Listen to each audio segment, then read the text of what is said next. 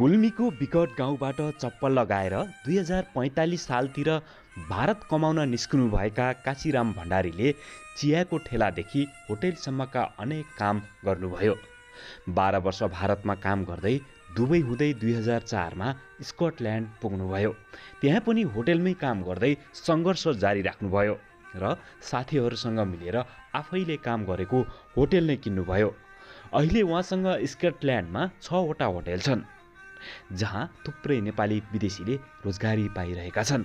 तर स्कटल्यान्डको संस्कृति नमिल्ने भएकाले आमा त्यहाँ जान मान्नु भएन। आमाको माया सम्झदा उहाँले नेपालको घरमा सीसीटीभी जडान गर्नुभएको छ र त्यही क्यामेराबाट आमालाई हेर्दै भावनात्मक रूपमा जोडिनुहुन्छ उहाँ। कस्तो लाग्यो उहाँको न्युज?